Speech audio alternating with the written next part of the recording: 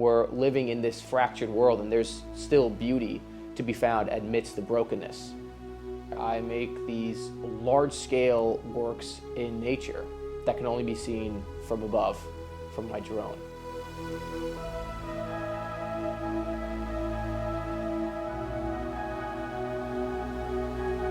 My name's David Popa. I'm an artist that was born and raised in New York City,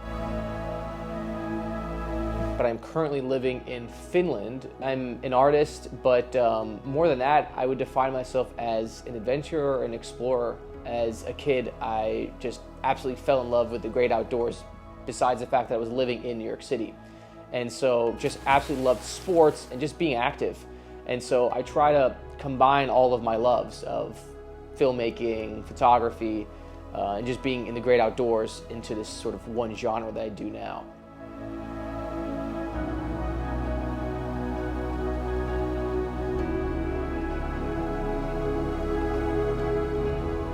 Of course, I had been doing a lot of these large-scale murals on rocks, on sand, on different surfaces, but the ice was one of those elements that would just be amazing to work on just because of also the aesthetics of it. From above, it just looks incredible from a drone.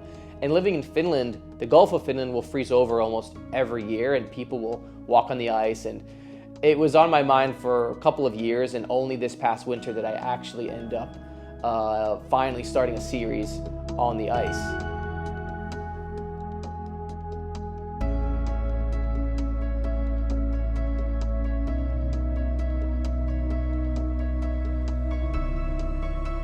So I initially chose the ice as a canvas mainly because of the difficulty. I actually was just enamored by the idea of trying to pull off a piece, and I knew it would be extremely difficult. And so the challenge is what made me attracted to it initially, and of course just the beauty of being on the ice, and aesthetically from above it looks just gorgeous.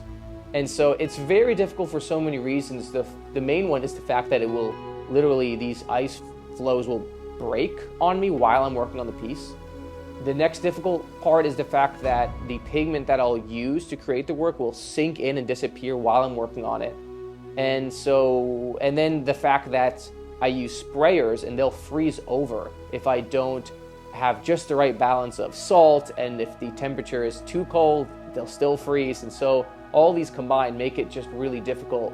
Of course, and the obvious, I'm freezing when I'm working on it. Ephemeral art, there's two answers to this. The first one is the fact that I use pigments such as chalk, charcoal, and natural earth ochres in order to do my work, and I mix it only with water. Essentially, there's no binder in it, there's no glue, and so the work inevitably washes away. And the second part to ephemeral art is sort of maybe the more deeper symbolic nature of the fact that the work is here one day and gone the next. It's sort of the, I would say, the mysteries of the world that we lived in, our lived reality. It's sort of the same tension. We have these incredible moments, memories, loved ones that are here one day and then gone the next. And so what do we do with this tension, this mystery of life, the sort of miracle of life, these sort of bigger existential questions? And so ephemeral art has a lot to do with the beauty and fact that the work doesn't last. The process of actually creating one of these ephemeral earth murals in nature is I'll go to the location, and I usually do not know what I'm going to end up painting, which makes everything even more difficult, especially on the ice. The formations are just different almost every day. And so I'll get to the location, I'll initially photograph different areas that I think could have a work of art on it. And then if there's a location that is really speaking to me and I think that there's potential, I'll bring it into my phone, and I have different photo references on my phone that I've already have sort of a bank or a library of these different, in this case, introspective portraits that I think could go well on the ice. And I just try to unearth, really, the one that fits the location best. And that has to do with even looking at the different parts in which it's cracking, maybe even guessing where the ice could crack so that if it does, it's going to make even a more dramatic piece.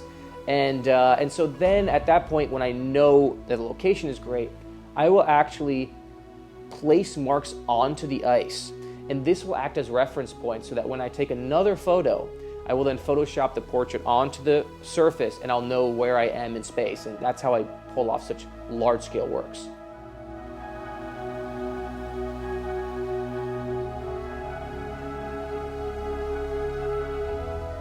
It actually takes a very short amount of time to create the piece, and it has to be created quickly because the ice is fracturing and the pigment is sinking in to the ice and basically disappearing while I'm working on it. And so I actually have to pull it off from anywhere between 3 to 5 hours. All the pieces that I've done so far on the ice have taken me 3 to 5 hours.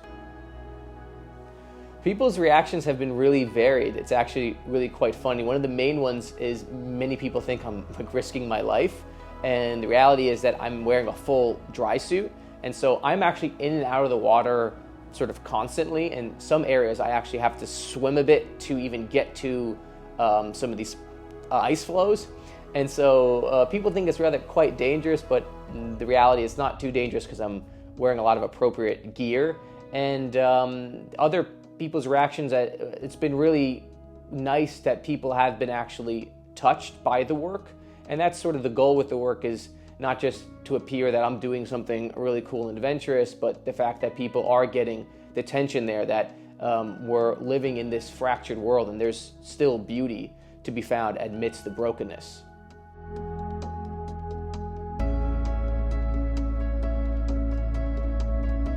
So the plan moving forward is just to continue this this body of work on the ice, off the ice. At this point in time, it's been pretty amazing that I'm able to do this full time as an artist, as a creator. And so I think the next series I'm going to be incorporating potentially more animal themed subjects, which I'm really excited about. The things that move and inspire me today are the same things that move and inspire me when I was just a kid.